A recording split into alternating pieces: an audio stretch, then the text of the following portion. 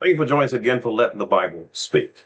Today, I want to talk about this idea of helping our neighbors.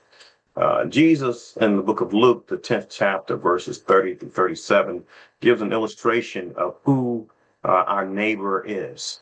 But in that, he conveys a teaching or a message to us about helping someone along the way.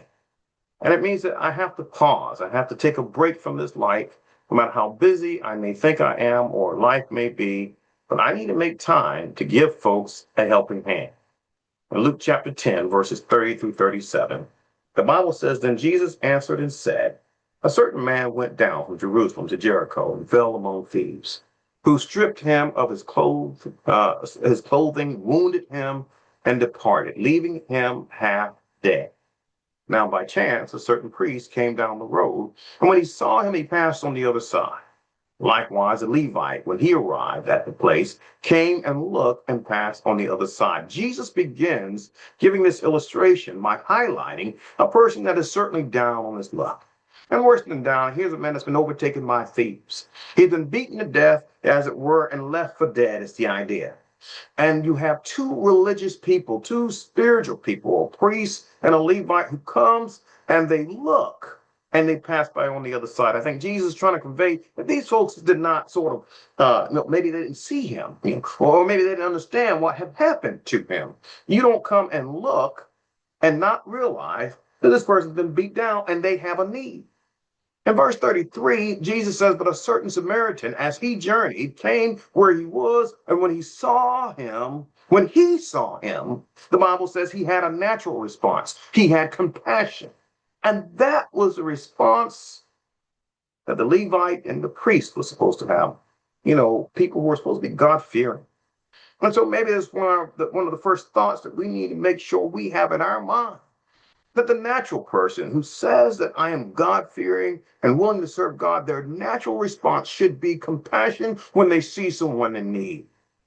And then it's not good enough just to feel compassion if you don't act upon that compassion.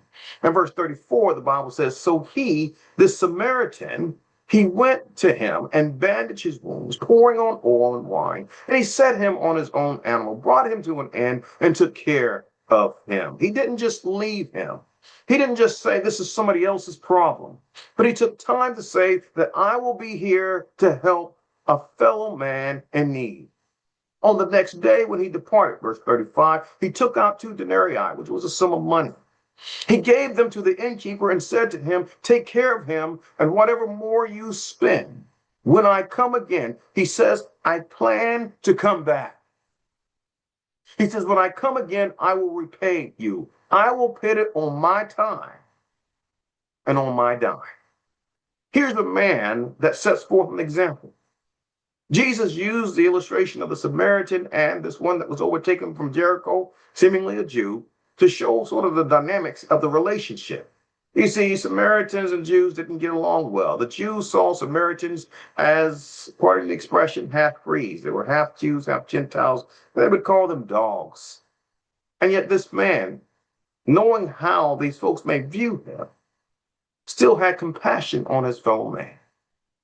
That's what it means to be a neighbor. That's what it means to help someone along the way. You come upon someone in a difficult situation or circumstance, you extend your hand. And people who profess to be Christians, that's what they do.